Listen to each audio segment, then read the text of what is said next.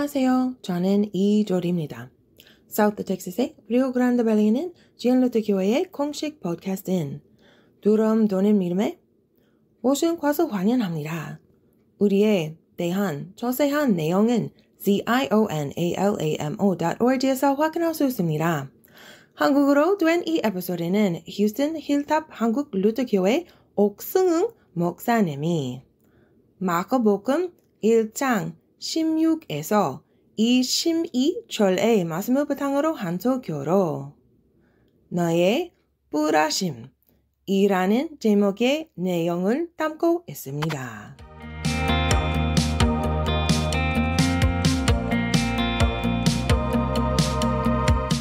The Age of Uncertainty라는 불확실성의 시대라는 유명한 BBC 시리즈가 있죠. 1977년도에 나온 시리즈인데 이것은 여러분 오늘날 가장 많이 읽혀지게 되고 또 지금에 회자되고 있는 중요한 시리즈가 됩니다. 책이 됩니다.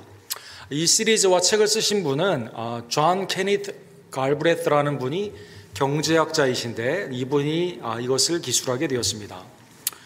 조금 설명을 하자면 1977년도의 당시의 상황은 오펙이라고 하는 중동에 있는 여러 나라들이 석유를 감산을 말하게 되면서 이때 1차 오일 쇼크가 일어나게 됩니다. 미국은 지미 카터 시대였는데 저성장, 그 다음에 높은 인플레이션을 통해서 경제가 매우 안 좋았고 중동의 불안한 정세, 막 떠오르고 있는 중국의 그러한 새로운 질서들, 그 다음에 세계가 여러 곳곳에서 매우 불안정한 상황 가운데 미국이 인도를 하지 못하고 휩쓸려 가게 되는, 특별히 베트남 전쟁 이후에 어려운 시절을 겪고 있는 그 시대에 지금까지의 우리의 경험으로는 현재 있는 상황과 미래를 예측하거나 인도할 수 있는 그러한 힘이 없다. 불확실성의 시대이다라고 이 책과 이 시리즈가 기술을 한 것입니다.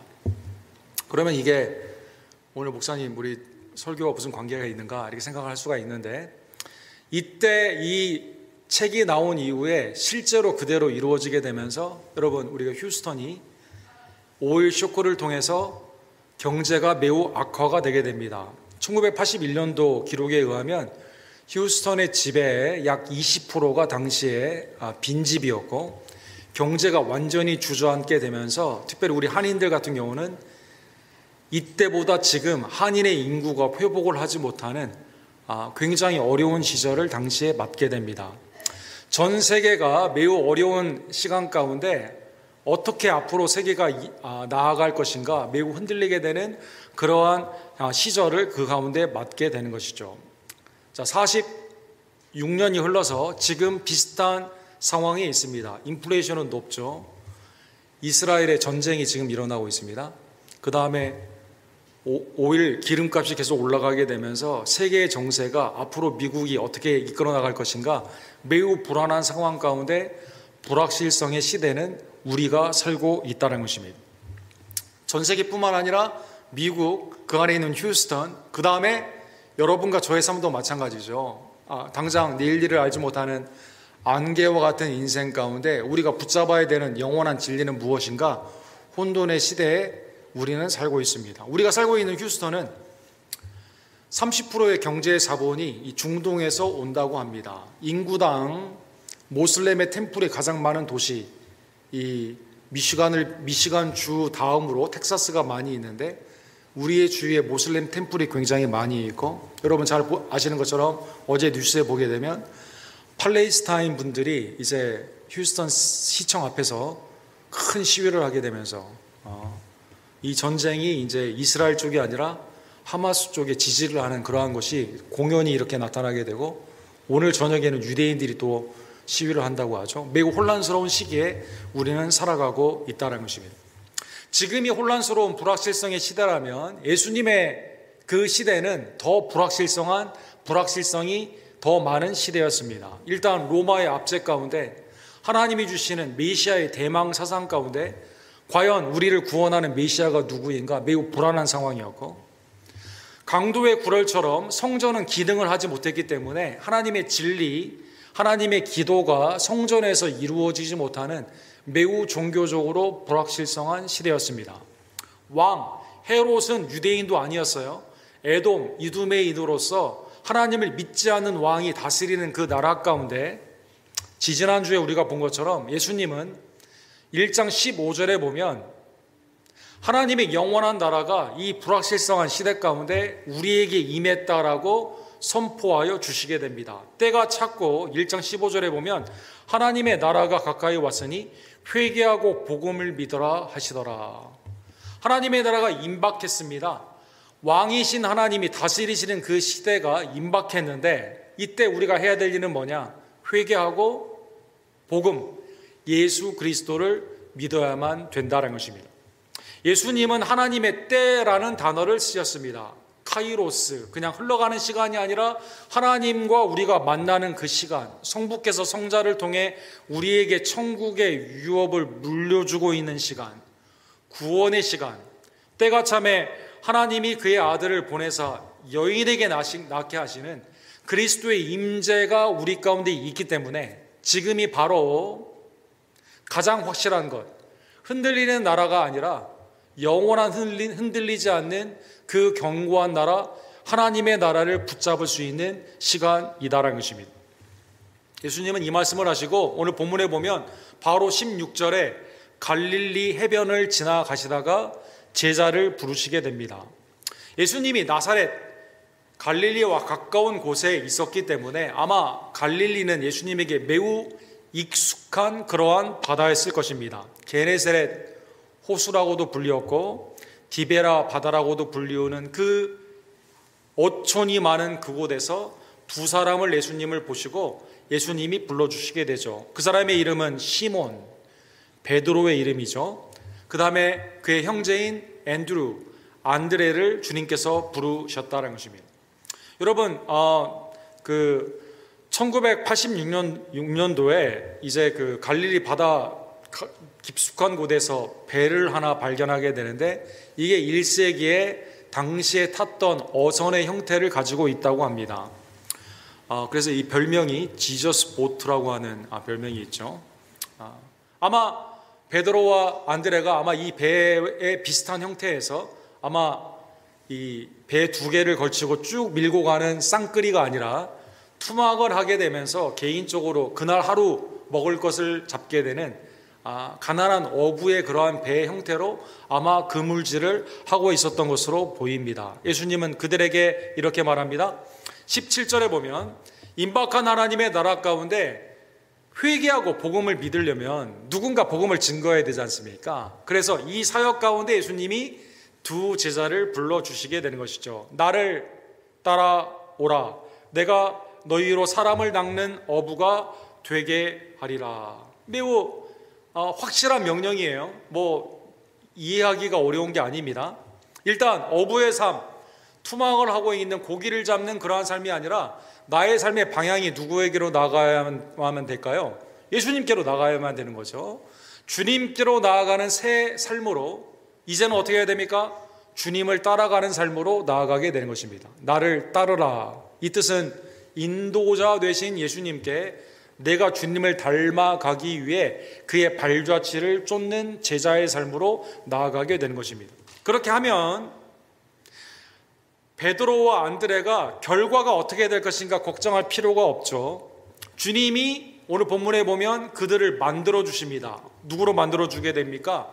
사람을 낚는 어부로 만들어 주시게 됩니다. 제자들은 수동적이에요. 쫓아가면 됩니다. 결과적으로 주님이 그들을 사람 낚는 어부로 만들어 주신다는 것입니다. 누구를 바다에서 건져야만 될까요? 오늘 본문에 보면 엔트로포스, 복수로 되어 있는데 사람들이다라고 나와 있습니다. 여러분 이 단어에서 여러분 우리가 알고 있는 인류학, 엔트로팔러지라는 단어가 여기에서 나왔죠. 모든 사람을 차별 없이 바다에서 건지게 되는 것입니다. 만약 베드로와 안드레가 구약에 익숙했다면 이 뜻이 무엇인지를 그들은 잘 알고 있었을 것입니다. 이스라엘이 바다에서 건짐을 받게 되는 것처럼 홍해에서 여호수아를 통해 두 번째 세대가 요단강의 마른 땅으로 건너가게 되게 되는 것처럼, 특별히 에레미야 16장, 에스겔 28장에 보면 어부에 하는 일이 뭡니까? 사람들을 건지는 일이거든요. 사람 낚는 어부의 비유가 나와 있거든요. 대표적으로 에스겔 47장에 보면 성전에서 물이 흘러나가게 됩니다. 그 물이 어떻게 되죠? 만나는 곳곳에 나무들이 생기를 얻어 열매를 맺게 됩니다. 바다가 만나는 곳에 고기가 풍성해집니다. 이 물은 단순한 물이 아니에요. 그냥 바닥에 철렁거리는 물이 아닙니다. 무릎 정도가 아니에요. 허리 정도가 아니에요. 내가 헤엄을 쳐야 되는 풍성한 물 가운데 하나님의 생명의 역사가 이 물을 통해 일어나게 됩니다. 그래서 에스겔 47장 10절에 보면 또 이 강가에 어부가 설 것이니 엔게디에서부터 에네글라임까지 그물 치는 곳이 될 것이니라. 그 고기가 각기 종류를 따라 큰 바다와 고기같이 심이 많으려니와. 전에 사막과 같은 엔게디, 에네글라임이라는 곳이 풍성한 물을 통해 어부가 있어야만 되는, 고기가 많이 있기 때문에. 이 뜻은 뭘까요? 에스겔이 지금 포로로 잡혀있는 상황이거든요. 하나님의 때, 하나님의 나라가 성전에서 물이 나와 생기의 역사로 말미암아 사람들이 건짐을 받게 되는 풍성한 생명의 역사로 어부가 필요할 때가 오게 된다는 것입니다. 사랑하는 성도 여러분, 성경의 바다는 언제나 사망을 의미하죠. 계시록 21장에 보면 성경의 마지막으로 바다가 이렇게 사용이 되었습니다. 또 내가 새 하늘과 새 땅을 보니 처음 하늘과 처음 땅이 없어졌고 바다도 다시 있지 않더라. 왜 바다가 없을까요? 구원의 역사가 마쳤거든요. 천국에서는. 전에는 물고기, 내 생업을 위해 물고기를 건지던 어부가 이제는 그리스도를 쫓아가며 임박한 하나님의 나라 가운데 누구를 건지게 됩니까? 홍해에서, 요단강에서, 엔게디에서 생명의 사람들을 그곳에서 건지게 되는 사역 가운데 구원사에 누가 사용을 받게 돼요? 시몬 베드로와 안드레가 사용을 받게 된다는 것입니다. 오늘 본문 18절에 보면 이 예수님의 소명, 부르심, 나를 따르라 라고 하는 그 부르심 가운데 놀랍게도 시몬 베드로와 안드레가 곧 그물을 버려두고 따르니라. 이미디어틀리, 그죠? 바로 이 예수님의 명령에 순종을 하게 됩니다. 즉각적으로 순종했다는 것입니다. 사랑하는 성도 여러분, 오늘 본문을 어떤 분들은 그냥 무분별하게 예수님을 쫓았다 이렇게 말하는 사람도 있어요. 그렇지 않습니다, 여러분. 복음서를 살펴보게 되면 베드로와 안드레는 이미 세례 요한을 쫓는 세례 요한의 제자였던 것을 알 수가 있습니다. 예를 들어 요한복음 1장 40절에 보면 세상 죄를 지고 가는 하나님의 어린 양이로다 라고 선포를 하는 세례 요한의 말 가운데 이때 누가 옆에 있었습니까? 베드로와 안드레가 있었다는 것입니다. 요한의 말을 듣고 예수를 따르는 두 사람 중에 하나는 시몬 베드로의 형제 안드레라. 그 세상 죄를 지고 가는 하나님의 어린 양이로다, 그 말씀 가운데 요한의 제자였던 안드레가 먼저 주님을 쫓게 됩니다. 41절에 보면 그가 베드로를 이렇게 설득을 하게 되죠. 야, 같이 가자 이렇게 말을 하게 됩니다. 우리가 메시아를 만났다 하고, 메시아는 번역하면 그리스도라. 이미 예수님이 누구인지를 알고 갈릴리의 사역 가운데 예수님의 풍성한 사역을 바라보며 예수님이 하나님의 때가 찬, 누구에게 때가 찼습니까? 베드로와 안드레에게 때가 찬 그 시간에 주님의 부르심 가운데 이때구나. 그물을 버려두고 곧 예수 그리스도를 쫓아가게 되었다는 것입니다. 사랑하는 성도 여러분, 베드로와 안드레는 주님의 부르심 가운데 과연 내가 지금 혼란스럽고 불확실한 이때, 나는 어부거든요. 사랑하는 성도 여러분, 갈릴리는 당시에 변방이었습니다. 여러분, 사도행전 2장에 보면 오순절에 성령의 강림 가운데 제자들이 120명의 성도들이 각 나라의 방언으로 말을 하는 사건이 있지 않습니까? 이때 사람들이 이 각 나라의 언어로 듣는 그 사건을 두 가지로 해석하죠. 하나는 술 취했다 이렇게 말하고, 또 하나는 이 사람들 갈릴리 사람인데 어떻게 외국어를 말을 하지? 이렇게 말을 합니다. 무식했다는 뜻이죠. 무식했다는 뜻입니다. 갈릴리는 사람들에게 인정을 받는 곳이 아니었어요.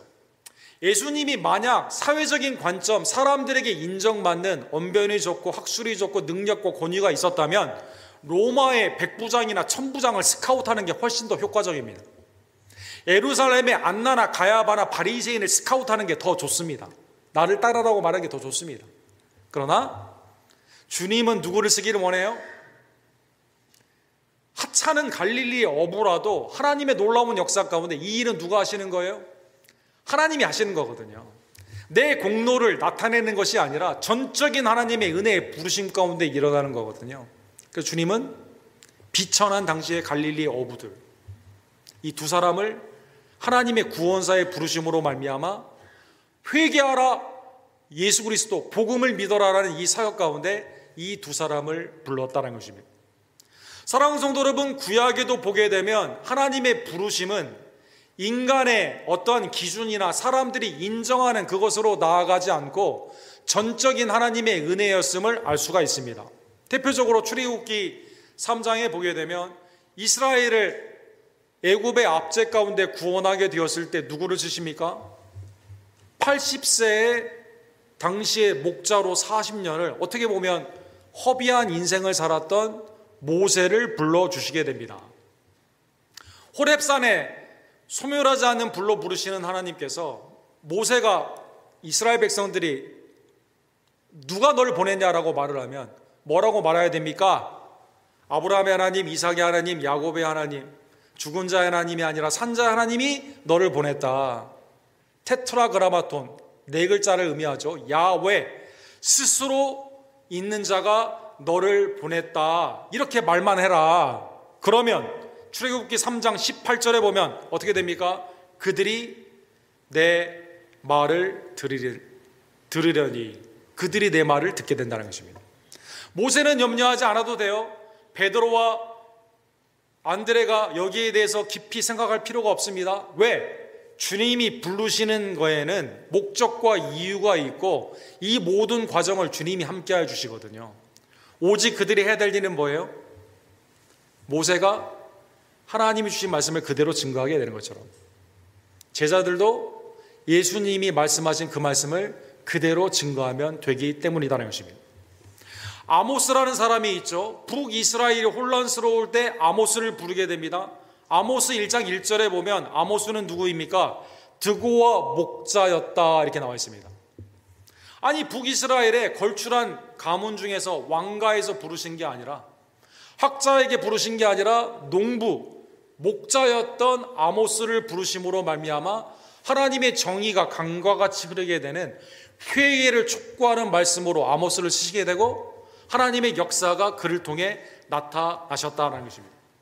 구약과 신약을 보게 되면 사랑하는 성도 여러분, 다양한 사람들이 부르심을 받았습니다.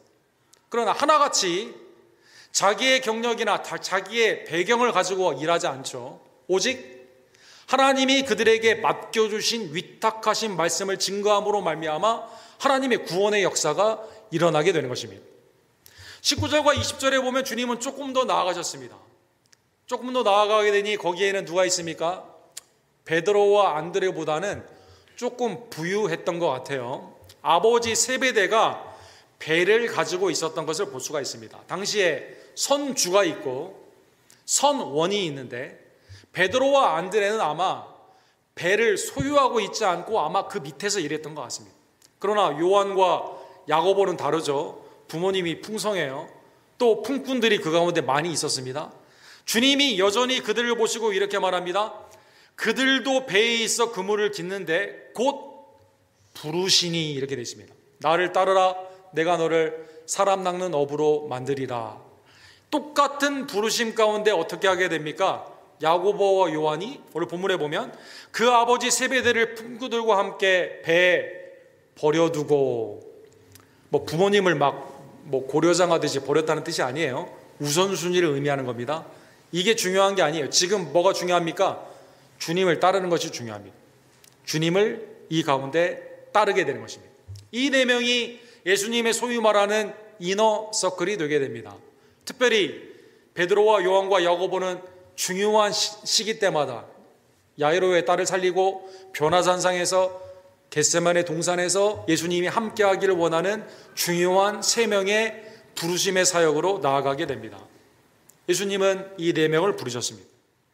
마가복음 3장에 보면 예수님은 기도하시고 자기가 원하는 자를 부르시게 되는데 12명을 부르게 됩니다. 12명을 부르시는 이유가 뭘까요?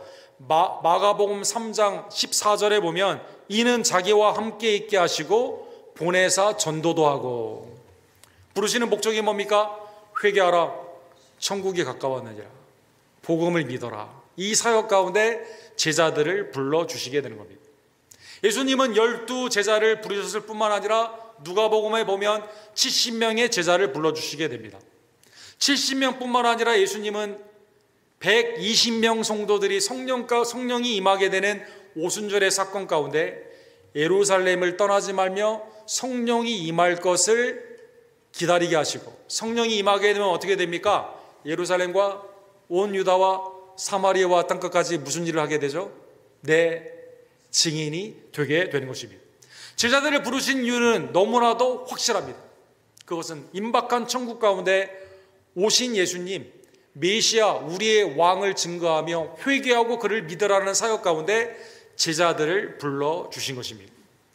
제자들은 그들의 생애 가운데 이 부르심, 소명, 콜링을 그대로 순종했을까요? 놀랍게도 요한복음 21장에 보면 부활하신 예수님이 그들 가운데 나타나셔서 성령을 받으라, 너희가 죄를 사하여주면 사함을 받을 것이고 그대로 두면 그대로 있으리라. 이게 요한복음 20장의 말씀 아닙니까?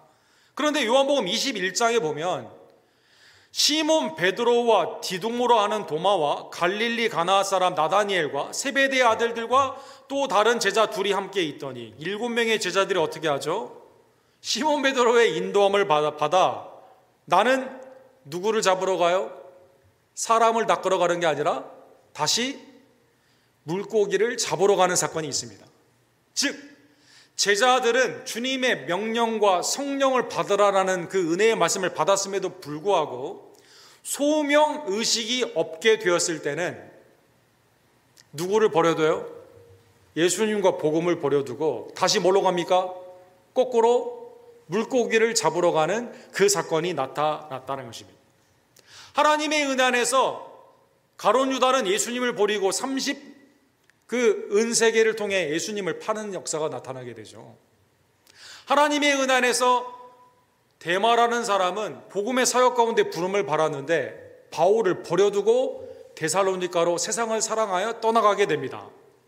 소명 의식이 없게 되면, 나의 부르심이 무엇인지를 깨닫지 못하게 되면 다시 옛날의 경험치, 하나님의 나라가 임박했음에도 불구하고 옛 세상 가운데 나의 삶이 거기에 영원히 있느냐 다시 돌아가는 사건으로 나타나고 있다는 것입니다.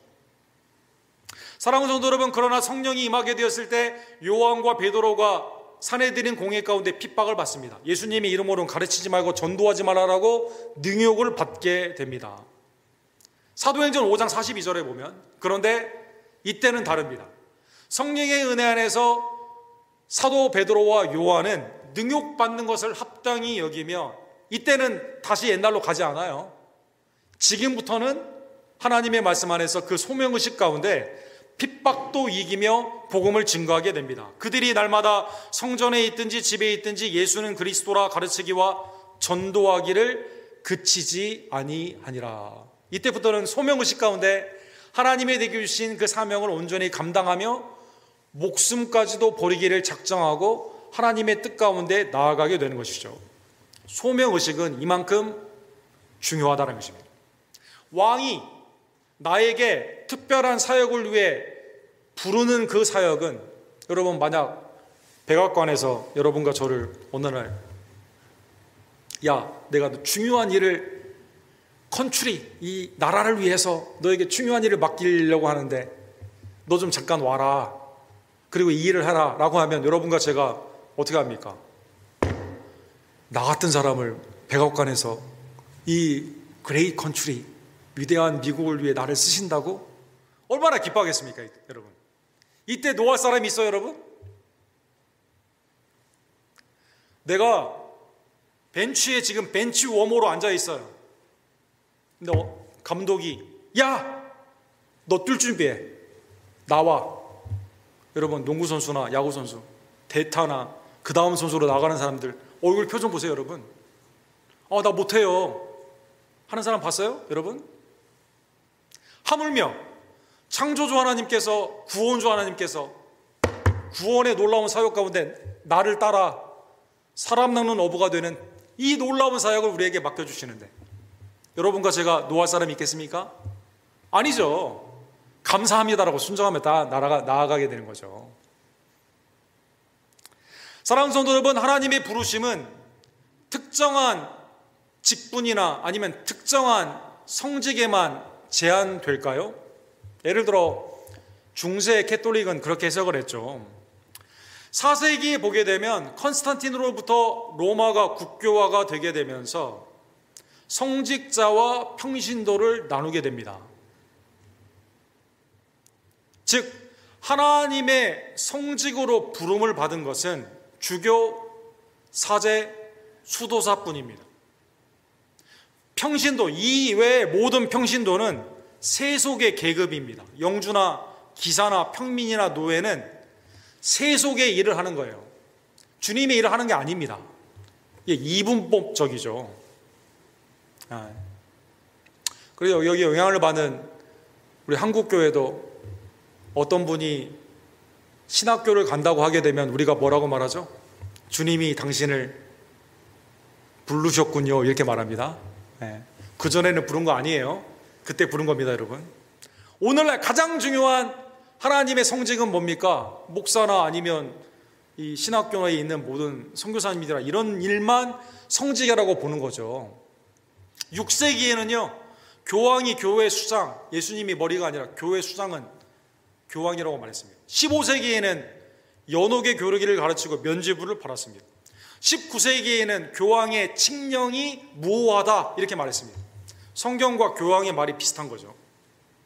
20세기에 가서야 사랑하는 성도 여러분, 1962년에서 65년에 있었던 The Second Vatican Council이라고 하는 바티칸 두 번째 공의에서야 평신도의 소명을 인정했습니다.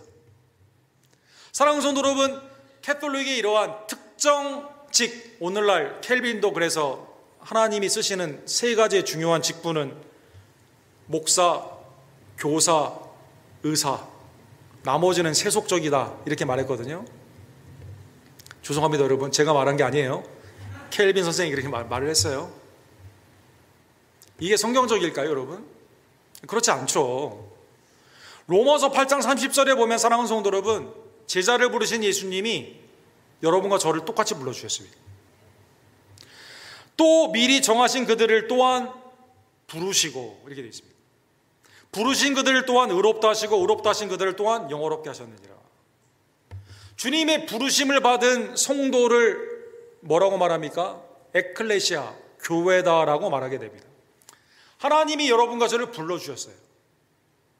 무엇으로? 하나님의 나라의 백성으로, 예수 그리스도의 몸된 지체로, 주님의 친자녀, 아들, 딸로 우리를 불러주셨다는 것입니다. 베드로 사도는요, 베드로전서 2장 9절에 우리가 마지막 폐혈성으로 하는 그 찬양이 있지 않습니까?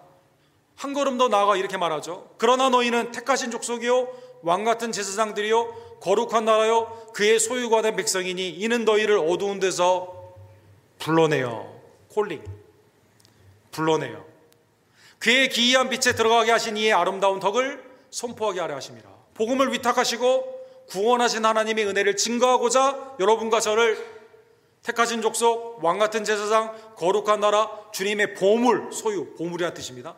보물로 우리를 삼아 주셨다는 것입니다. 너희 중에 일부만 이 일을 하고 다른 사람은 다른 콜링이다 이렇게 말하지 않았어요. 하나님의 은혜 안에서 여러분과 저는 똑같은 제자의 부르심으로 주님을 쫓아가며 하나님의 은혜 안에서 사망의 바다에 있는 사람들을 건지게 되는, 직접 가서 건지는 이런 이게 비유적인 의미죠. 복음으로 하나님의 은혜 가운데 구원의 소식을 증거하는 업으로 우리를 불러주셨다는 것입니다. 사랑하는 성도, 오늘 본문의 말씀을 바라보며 첫 번째로 주님이 나를 불러주셨음에 감사하는 주의 종들 되기를 간절히 원합니다. 야, 주님이 나를 창세전에 택하시고 나를 부르시고 나를 의롭다 하시고 영화롭게 하신 하나님의 은혜. 여러분, 아스 기네스라는 유명한 영국의 철학자이며 우리 기독교 변증자가 있죠. 이분이 쓰신 The Call, 소명이라는 유명한 책이 있습니다. 여러분, 기네스라고 하면 뭐 여러 가지가 있겠죠. 뭐 기네스 북도 있고, 그 다음에 이제 아일랜드에 있는 유명한 맥주, 기네스 맥주가 있습니다. 맥주 좋아하시는 분들, 우리 교회는 없지만 기네스라는 맥주가 있어요. 이 집안 겁니다. 이 집안. 이 사람 맥주 양조장 그 자손이에요. 하나님의 부르신 가운데 예수 그리스도를 증거하며 변론하는 귀한 사역 가운데 나아가게 됐을 때 주님이 날 부르시는 은혜가 감사해서 이분이 소명이라는 책을 썼습니다. 소명이라는 것은 뭘까요? 오늘 주님이 부르시는 그거죠. 왕 되신 하나님이 나를 주님의 뜻 가운데 쓰고자 부르시는 겁니다. 우리 모두는 다 1차 소명, 똑같은 소명이 있어요. 그건 뭡니까? 주님이 나를 성도로 불러주셨습니다. 자녀로 불러주셨습니다. 예배자로 불러주셨습니다. 왕같은 제사장으로 불러주셨습니다. 주님을 따르는 제자로 불러주셨다는 것입니다. 이 1차의 소명은 2차의 소명, 직장은 다 달라요. 어떤 사람은 목사로, 어떤 사람은 교사로, 또 어떤 사람은 사업가로, 어떤 사람은 가정의 엄마로, 어떤 사람은 내가 몸이 아파가지고 내가 만날 수 있는 관계가 나를 도와주는 사람밖에 없는 그러한 사람도 될 수 있고, 어떤 사람은 내가 삶이 어려워서 지금 굉장히 어려운 상황에 있는 사람도 있고, 다 달라요. 2차의 소명의 직업이나 나의 상황은 다 달라요. 그런데 어떠한 상황에서도 1차의 소명으로 살아간다는 것입니다. 무슨 뜻인지 아시겠죠, 여러분? 네. 내가 설거지를 하더라도 사랑하는 성도 여러분, 주님의 뜻 가운데 하나님이 주신 은혜의 관계로 이것을 하는 거죠. 내가 바닥을 쓸더라도 사랑하는 성도 여러분, 주님이 내게 주신 소명의식 가운데 하게 되는 거죠. 내가 도움을 받는 처지에 있다 하더라도 내가 병에 걸려서 내가 다른 사람의 간호를 받아야 되는 처지밖에 없어요. 이것도 1차 소명 가운데 있는 거예요. 그 사람에게 하나님의 빛과 소금으로 내가 대하는 겁니다. 사랑하는 성도 여러분, 하나님의 자녀로 대하는 겁니다. 같은 벽돌을 짓더라도 하나님의 성전을 짓는 사람이 있고, 이게 어쩔 수 없는 나의 생계, 이거 아니면 내가 할 수 없는 일밖에 안 되기 때문에 소명 의식 없이 하는 사람이 있고, 근데 하나님이 나를 여러 위치의 삶 가운데, 여러 상황 가운데서 주님의 나라의 백성, 복음의 위탁자, 하나님의 친자녀로 불러주시는 이 소명, 우리에게 이 소명을 주신 하나님의 은혜에 감사하는 주의 종들 되기를 간절히 원합니다. 두 번째로, 이 소명 위에 하나님께서 감사할 것은요, 여러분과 저에게 이 소명을 그대로 온전히 순종하며 나아가게 되면 주님이 더 큰 은혜를 주심을 믿으시기를 간절히 원합니다. 마가복음 10장에 보면 부자, 관원, 청년이 영생에 대한 질문으로 주님을 따르기를 원하죠. 세상의 모든 것을 갖췄어요. 주님을 따르기를 원합니다. 주님이 이렇게 말합니다. 그거 버리고 나 쫓을 수 있냐? 이렇게 물어봅니다. 가난한 자에게 소유를 주고, 오늘 본문에 그물을 버리고 세베대 아버지와 풍꾼에게 맡기고 내가 따라가게 된 것처럼 이거 버리고 나를 올 수 있냐? 나를 따르라. 이렇게 말하게 되죠. 부자관은 청년이 어떻게 합니까? 재산이 많은 거로 부동산이라는 뜻인데, 본문에 보면 재산이 많기 때문에 슬픈 기색을 하며 주님을 떠나가게 됩니다. 이때 베드로가 물어봅니다. 보소서, 우리가 모든 것을 버리고 주를 따랐나이다. 이렇게 말합니다. 마가복음 10장 28절에 보면 베드로는 그것을 보면서 나는 그래도 버리고 주님을 쫓았는데 주님 나에게는 뭐 없어요? 이런 뜻으로 물어봤겠죠. 주님이 이렇게 말합니다. 나와 복음을 위하여 집이나 형제나 자매나 어머니나 아버지나 자식이나 전토를 버린 자는, 뭐 고려정처럼 부모님을 버렸다는 뜻이 아니에요. 우선순위로 거기를 두고 내가 주님을 따랐다는 뜻입니다. 그러면 30절에 보면 현세에 있어 집과 형제와 자매와 어머니와 자식과 전토를 100배나 받되 박해를 겸하여 받고 내세의 영생을 받지 못할 자가 없느니라. 내 삶의 최고의 우선순위, 아까 아스기네스가 말한 1차 소명, 주님이 나를 부르심에 감사하여 주님을 쫓는 삶으로 나아가게 되면, 먼저 그의 나라와 의를 구하게 되면 하나님이 필요한 모든 것을 더해줄 뿐만 아니라 100배는 완전수 아닙니까? 완전하게 공급해 줄 뿐만 아니라 박해가 있다 하더라도 영원한 하나님의 나라의 영생은 빼앗기지 않는다는 것입니다. 사랑하는 성도 여러분, 주님의 소명에는 이미 예비된 복이 있고 하나님이 풍성한 열매의 결과가 있습니다. 주님의 부르심만을 기억하며 이거 중간에 가는 과정 아니면 결과는 주님이 책임져 주시는 거거든요. 오직 여러분과 저는 주님의 부르심 앞에 아멘하며 순종하며 사람 낳는 업으로 복음을 증거하는 주의 종들 되기를 간절히 원합니다. 하나만 적용해 보기를 원합니다. 루터는 그래서요, 하나님의 이 소명의식으로 우유를 짜는 여종이 있고 하나님의 소명의식이 없이 자기 맘대로 사는 교황이 있습니다. 그럼 누가 기뻐하실까요? 우유를 짜는 하찮은 일을 하는 것 같지만 하나님의 소명의식으로 내가 이웃에게 신선한 우유를 주고 싶어요. 열심히 일을 합니다. 하나님의 뜻 가운데. 그러면 여기 하나님의 임재가 있는 겁니다. 그러나 내가 성직이라고 불리우는 교황이지만 하나님의 말씀에 벗어나는 행위를 해요. 원치 않은 일을 합니다. 그러면 그것은 아무리 직분이 좋다 하더라도, 아무리 목사라 하더라도 하나님은 기뻐하지 않는다는 것입니다. 하나님의 소명으로 짜는 우유, 루터가 한 말입니다. 여러분 그림 보이시죠? 우유를 짜는데 열심히 짜는 거예요. 신선한 우유를 주기 위해. 야, 나는 어쩌다가 이 일을 하게 됐냐? 야, 이거 가지고 내 인생이 뭐가 될 거냐? 이런 마음이 아니에요. 내게 주신 하나님이 이 자리에서, 이 상황에서 최선을 다하는 겁니다. 왜? 나는 하나님의 부르심을 받은 자이기 때문에. 네. 반면에 그 다음 그림 한번 보여주시죠.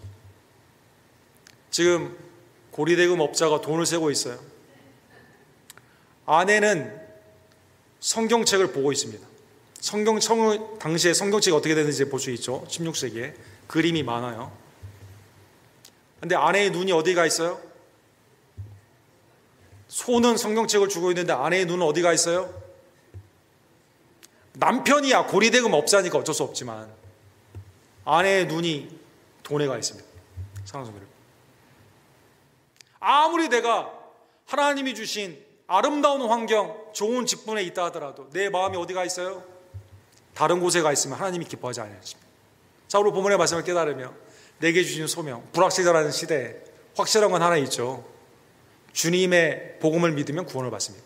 진리입니다.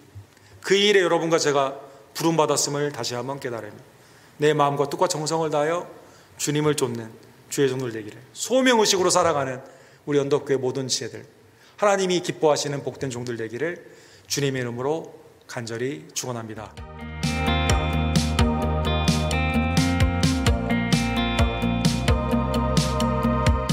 이 에피소드는 텍사스 알라모에 있는 시온 루터 교회에서 여러분에게 전해드리는 우리의 두려움 혹은 믿음 팟캐스트의 일부입니다.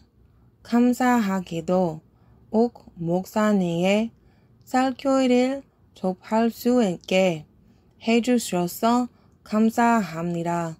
옥 목사님 이메일 sung@gmail.com으로 연락이 올 수도 있습니다. 경청해 주셔서 감사드리며 조금함과 두려움이 아닌 인내와 믿음을 통해서만 하느님의 도움으로 인생의 문제를 효과적으로 다룰 수 있는 용감과 용기를 접으시길 바랍니다. 이메일은 fearorfaithpodcast@gmail.com으로 연락하시면 됩니다. 다음 시간까지 신의 가호가 있기를 바랍니다.